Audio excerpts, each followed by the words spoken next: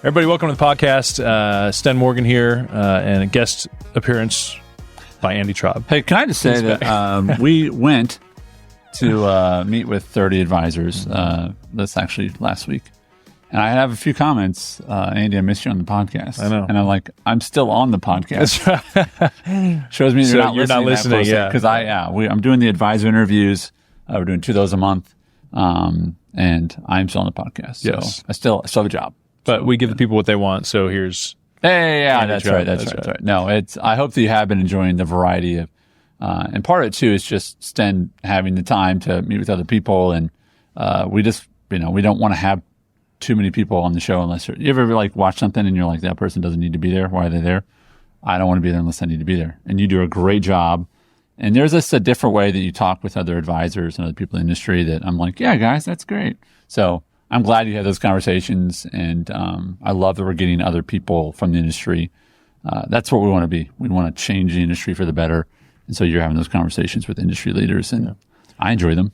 Yeah. I do feel like you will be an honorary financial advisor someday, just because you hang out with all of us and hear about everything and build content, and so Appreciate that. That'll happen someday. Does that come with honorary AUM? No, it doesn't pay anything, but it's I'll get you a plaque. Title only.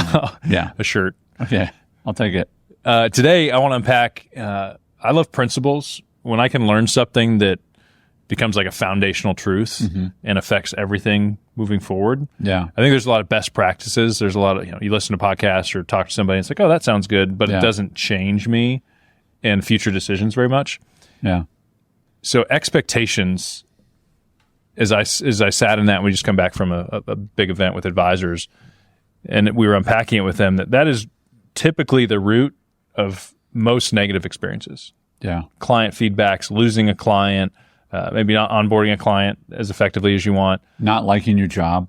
I mean, the root of that is expectations. Being mad at people who are paying you money is, the root of that is expectations, you know. And I think it's a principle, you hear this a lot in like relationships. And I think it's a principle or just a foundational truth that we have to, the likelihood that something goes well when you don't set expectations, or the belief that somehow we think that we're going to align with somebody without talk about effort. that some more. We were talking about this pre-show about like one of the foundational problems with expectations is how often we don't mention them and then have an expectation that they're going to align perfectly. Yeah. And this is one of those things where everyone listening, you do this. I do this.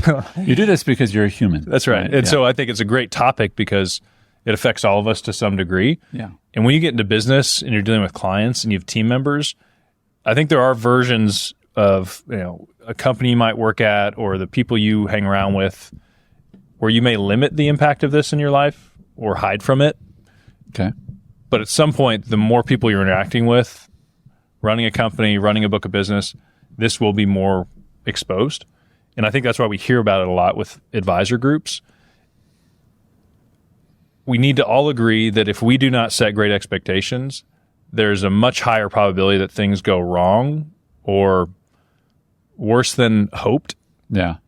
When it comes to client interaction. It's funny you said worse than hoped because that's what expectations are. They're hopes. I mean, but it's the question is, are they verbalized or not verbalized? And I think that's the fascinating thing is to your point you were making earlier, which I loved, was that the problem with most expectations is we don't verbalize them. And so you're upset that someone keeps emailing you, but you respond to all of their emails very quickly. And so why would they not send you more emails? Like I know there's people I call that generally, I would say you're one of these people. Generally, 75% of the time I call you, you don't pick up the phone. But you know what? That's my expectation. And I go, okay, I'm going to send him a text. Like that's my expectation. You set that expectation. It's not because I don't take that in bad or good. It's like, that's just it.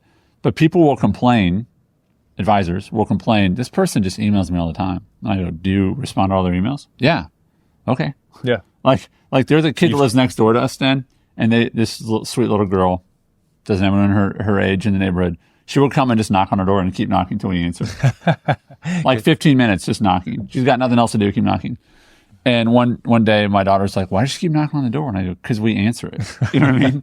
So it's setting the expectations is you can't be upset with people when you haven't set the expectations. Yep. So I think step one, and as we were unpacking this and talking to other advisors about it, is that this is true of all of us. Yeah. So it's a foundational truth that expectations, the lack of communicating expectations will most likely lead to a less than optimal outcome. Yeah. And so for all of us in business and relationships with clients and team members, we will only be better off if we get better at communicating that. Yeah. And I think as business owners, what I want to unpack today is what does that practically look like in a practice to, one, just become a better communicator, where you're saying, I'm more naturally level set with people. Yeah. I more naturally am curious about, like, hey, what is your expectation? I just think that's a great power to have, is to say, I'm really good at setting expectations. Like in all settings, like I coach sports. I'm an umpire. Like so much of the success of any relationship you have is what is we were joking earlier about the expectation. If you go to a fine restaurant, I think about Cork and Cow in downtown Franklin. Like when I went there, I don't know if I told this story, someone gave me a $150 gift certificate and I went, this is sweet. We're going to go a couple times. And they're like, no, you're not. You're going to go one time and you're probably going to have to pay more because it's just that nice of a place. And I was like, okay, expectations set. And I went and the waiter did not have 17 tables. He had like 3. And it was just phenomenal because my expectation was here and then they actually exceeded that expectation. If you go to a drive-through, they're going to say, did you use the mobile app? Yep. 9834. Okay, great. Next. Like you don't expect for them to like get to know you and ask how your day's going.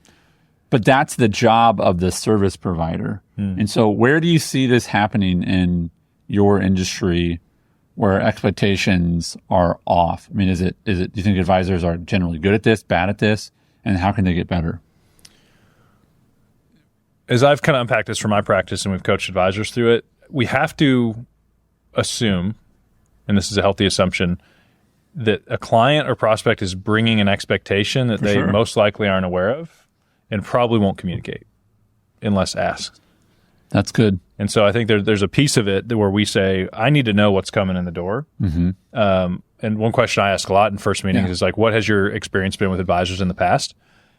They may say, it's amazing. It's my brother-in-law, and I'm always going to do business with him. Okay, Sten, the genius of that question is you would not ask them, what are your expectations of me? Like, I mean, you could, but that's kind of a weird question. But if you say, what's your experience been in the past? That's going to be their expectation of today, right? Yeah. So you get to answer that question without it being, what's their expectation? And again, you could ask that, but all you really have to do is say, what's been your experience in the past? And you'll likely get their expectation of. And here's the thing, if they say, I was really disappointed because this, and this, and you go, okay, that's what happened to them, but their expectation was over here. You know, I've found that clients most of the time can't even say that. Really? Yeah, they will share, oh, it's been fine. We talk once a year. I think that's a good opening question to get into the conversation of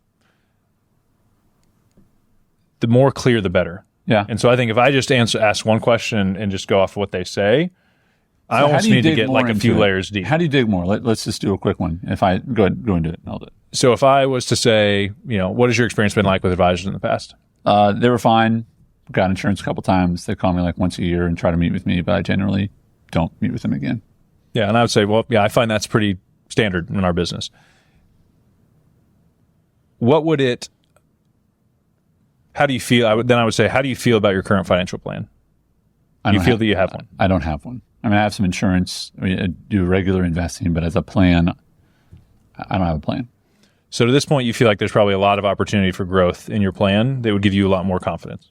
Yeah, I just don't have a plan. So if we could have a plan, that sounds better than no plan. Generally in life, plans are better than no plans. So I think there's a series of questions that when I'm sitting with somebody, and this is something you need to practice ahead of time, and it needs to feel organic in the meeting. But to where I'm slowly learning about them, to where I'm going to figure it out is they don't feel like they have a plan. Yeah. They haven't had really terrible experiences, but nothing to where they're like, this is the best advisor I've ever had. Yeah. And so what I'm working with is, in that case, is a pretty clean slate. But I love this. I love the line of questioning you just did. And this reminds me of the training we were just at with the advisors is that, that when you're asking me about a plan, my expectation is then, oh, okay, a plan is a thing. Whereas if you just talked about products, then I'd go, okay, my expectation is we just do products here. Yeah. But if you keep talking about, and one of the advisors at this event was like, hey, like, how would I expect people to do this? And I'm like, well, you don't. Like, you have to set the expectation. That's right. How am I supposed to charge when I don't do anything different? I'm like, you wouldn't. So one of the great things is that, and this is a very common phrase or word that people attach to expectations, is at any moment you can reset expectations. Right? Like, hey, we need to reset expectations. The great news is that not only can you reset expectations, that I think that because of, the people who are listening right now or watching, you're a professional, is that I think your first job is to set expectations. And that when you do set those, people will be like, okay, that makes sense. Yeah. So when you set the expectations, Sten, with someone that you do planning, do people ever push back against that? Or they just go, okay, that's how you work? I think everyone is bringing some expectation to the table. Mm-hmm. They think the world works a certain way. They're basing what they think is coming next based on what they've experienced before. Mm-hmm. So I think as advisors, there should be the assumption that I need to go in here and get on the same page. Yes. And I'm also assuming we're not on the same page to start. That I think is huge. Like, go into every prospect meeting and say, we're not on the same page, until you know that you've communicated and they understand, okay, this is what page we're on. And part of it was interesting in this event we just came back from is I found ourselves, when we would get a question, we were answering that back like, but why do you do it that way? And there was almost this like feeling or sense in the room that like, that's just the way we have to do it. Yeah. And we were like, but who said that? Well, no one. Well, then why are you doing it that way? Right. And so I think part of this episode is me and Andy giving you all permission listening to evaluate, why am I doing it the way I'm doing it? And do I have to? Right. What's amazing as business owners, and we talk about this at our event, our goal is to deliver massive value with extreme efficiency. Mm-hmm. And so obviously we have compliance guardrails, but really within that, think out of the box, be creative. Yeah. Like, don't just keep doing what you are doing. And if when challenged, you're like, I have no really good explanation on why I'm doing it that way. And I'm encouraged by a lot of times I talk to leadership inside of these corporations, because we get to work with different corporations. Like, they're like, yeah, we want our people to level up. Like, we want people to have higher expectations. And I say that because sometimes the employee or the individual advisor will say like, well, that's just the way they taught us. And yet we're working with companies who are like, no, we want to change the culture. We want to change the way we're doing things. Like, we want to set different expectations for playing inside of our company. Yep. That's pretty exciting. And so understand that you have a lot of control over expectations, and that if you can get those dialed in, then, and this is kind of something cool that I know you and your team do, is to set expectations, and then let's build in, you build in wow. Like you try to then, like we do this with people when they join our community. Like, there's things we don't tell them we're going to do for them that we do for them. Yeah. So we exceed the expectations. Yeah, I think expectations, one, it's a little bit of a relief to know that it's fully in our control. Mm-hmm. So I think there's a lot of things that are not. So as an advisor, as a business owner, the way you set and communicate expectations is 100% on you. And the good news is it's something you fully control that can have a dramatic impact on your business for the positive and for your team. To the point of communicating that clearly, I think we talk about a lot with advisors, like communication has to be a superpower to clients. Mm-hmm. But I think expectations is like more curiosity than anything. It's where I have to figure out where you stand, because the expectations I'm about to set as a business owner have to be scalable. Yeah. And then I think you can build the wow in. Mm-hmm. But what's nice about wow is that you get to decide when that happens. Yeah. And sometimes wow is not scalable. You may reserve wow for A+ or A clients. Yeah. But when you set expectations, and this is why I don't go, we're going to challenge you today to do an expectation audit in your business and with your team. But that doesn't mean change it tomorrow. It means open your mind and challenge yourself to evaluate how you're doing it now and how it can improve. Because what I don't want you to do is go and start just telling your clients you're going to do a bunch of new things and not follow through on it. Yeah. And so everything you may say, hey guys, we're going to do this differently. Okay, sit on that for a little bit. Like, is this practical for your business? Is it scalable? One area that was really practical for us at Legacy was we redid our proposal. Mm-hmm. Because what I found is the proposal I was using for years, I rushed through. I would talk about some things at the beginning, I'd jump on something at the end, and then I would jump to kind of how much it costs to work with us section. Mm-hmm. And I said, why is this other stuff in here? Yeah. And what I'm finding is with our clients is there's a missed expectation on timeline to delivery. They start asking questions like, hey, what are we doing now?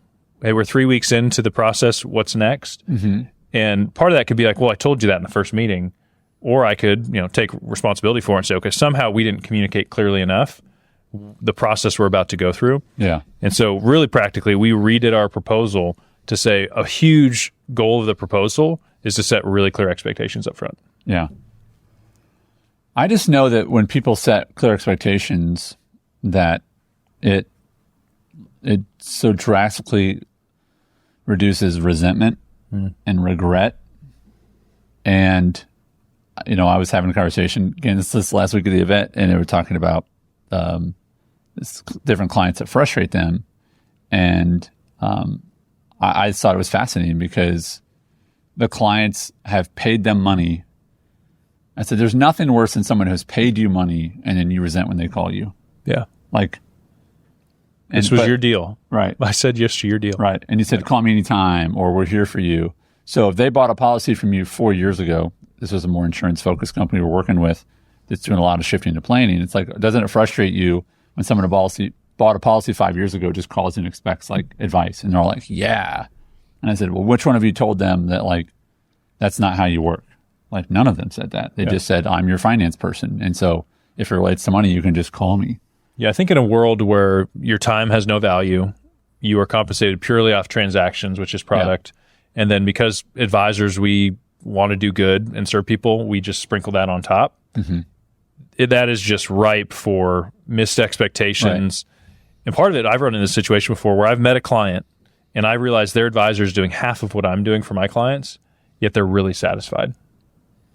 Interesting. And so as a young advisor, if I was more all the time, and then I'm like, hey, but I'm driving all over the place for you, and I went and got this form signed at the bank for you to help, all these things that you would go way above and beyond that is really inconvenient. That it's way more than any other advisor does.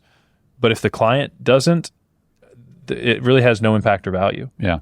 And so I think as advisors, we have to try to figure out what matters most to our clients, what's scalable, and then we have to go through a process of building out a service model that communicates, meets, and potentially periodically exceeds expectations. Yeah.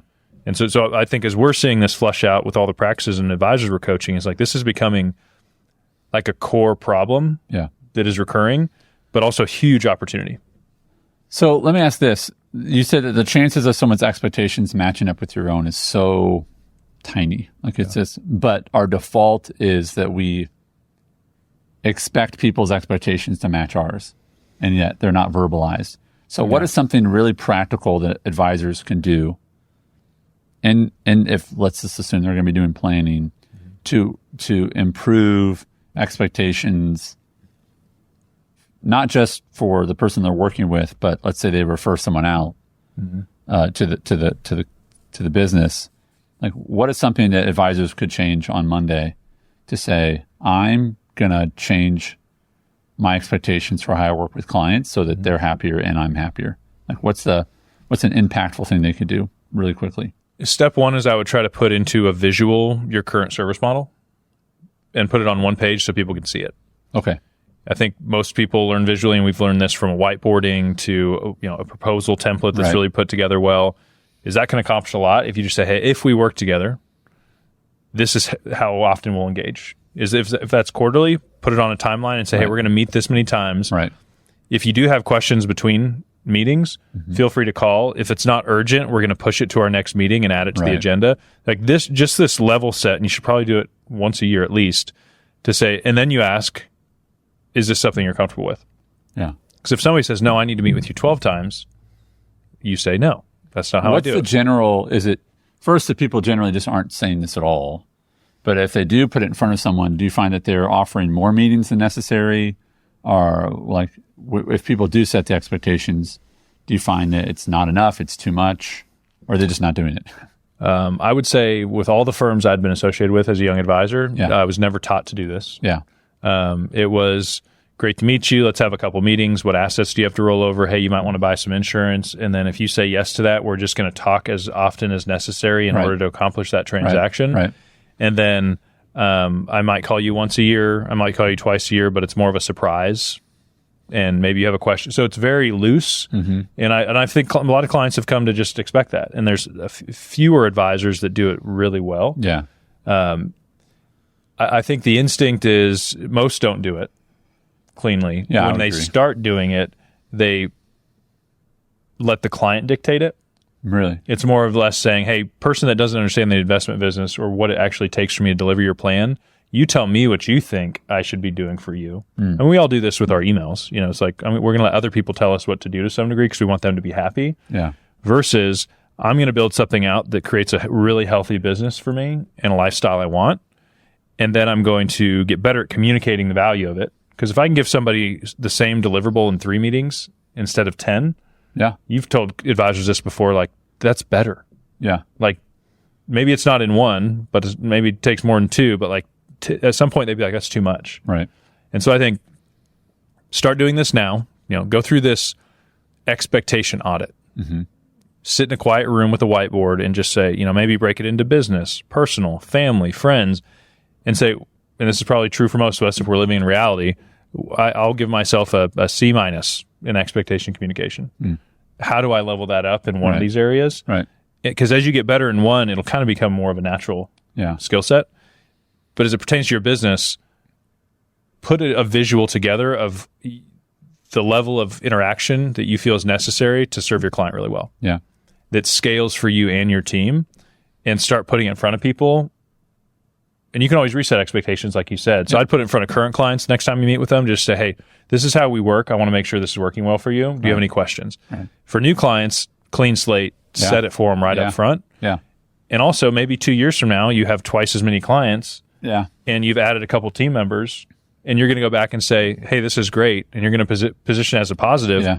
Hey, I'm not going to be the one doing these things anymore. And you know what? The good thing is that's better for you because I get to focus on the things I do best. Yeah. So this is probably not a one and done exercise, but I know everyone listening would benefit because I did when I did this. Where am I probably dropping the ball a little bit? Where a small incremental change can have a really big benefit. Yeah, I want to encourage also another way to identify where you're having issues with expectations is any time you feel resentment towards a client, or anytime you're frustrated with a client, start by asking not why are they doing that, but what have I done that is, what could I control in the situation to where they feel like they could do that or they should do that? Like, this is not that recent, but I remember someone speaking unprofessionally to one of your employees and you going to them and saying, hey, I appreciate you. That's not acceptable. Yeah. And that reset the expectation. And they're like, oh, okay, I have to. And I believe they apologized. But there's an expectation that, when people call the office, they don't necessarily have to call Sten directly. They can call a member of your team to work on things. But when they do that, there's an expectation that, hey, we're all professionals. We're going to talk in a certain way. Yeah. That is where, if you're feeling any resentment, start with what could I have done better so that they're not doing those things. Yeah. And there's one of the steps that came out of one of these team meetings where we felt like we were kind of missing clients or were they not calling the right person is we just added on our onboarding an additional email that introduced each person and said what you contact them for. Gotcha. If you need distributions, call this person. If you need this, call this person. Sten's a bit, so I think it's because in the absence of that, the probability that they would know any of that or it would work out is close to zero. Yeah. It's funny you say that because if you go to a website for customer service, they say, what is the issue? And is it refunds? And the frustration comes when you call one person, you're like, I need help with this. And you're like, oh, you're in the wrong department. Yes, right. And you're like, oh, well, my expectation was that you could help me do that. Yeah. Right. And so again, I'm fine waiting on hold. I'm fine waiting in line. I'm fine doing whatever I have to do as long as the expectation is clear. Yeah. And so I just want advisors, this is an area that we're going to be teaching and developing even more content on to allow you to take control, because unspoken expectation is where resentment is born. It's like where it's planted. And if you don't want to feel that, if you want to really just say, I love my clients, it's all about clear expectations. And so when there's a tension, go back to what can I control? I can control expectations. So I appreciate you starting this conversation. We'll talk about it more in the future, and I'll end with anybody listening that's in some form of leadership. So if you're within a firm or you run an advisory practice that has team members, just as important, if not more important than client expectations, is if you were to say, I have 2 equally impactful projects I can take on. One would be to go set better expectations with clients tomorrow, or I can get on the same page and set better expectations with team members or those that report to me. I would almost lean towards the team. Yeah. I think that the culture impact that can have, which then kind of overflows onto your clients, is I would level set. Does everybody know what their job is? Does everybody know what it looks like to do a great job in their job? Yeah. Or are they just showing up, doing whatever you tell them to do, hoping that you're happy with them? And that's where it will go in the absence of intention. So just a quick challenge on that too. I was laughing because I was thinking about we'll end with a funny one, that there was expectations of office behavior. Wasn't there somebody who worked here and they like brought a pet a lot? And you're like, we didn't ever say you could bring your pet. But then you would we didn't say they couldn't, I guess. Right. Like, that's my point. It's like, like remote work when it's like, I'm just going to work from home today. It's like, oh, nope, you can't just decide that whenever you want. Yeah. Or I don't know if it was here or someone else, but someone who didn't wear shoes. Oh, yeah. Yeah. It was like, when you're at your desk, we'd like for you to keep your shoes. And it's just funny things are like, okay. I didn't think I'd have to say that. So this is a constant process, but it's healthy and good and will only lead to better outcomes. Absolutely. Thanks, Stan. Thanks, bud.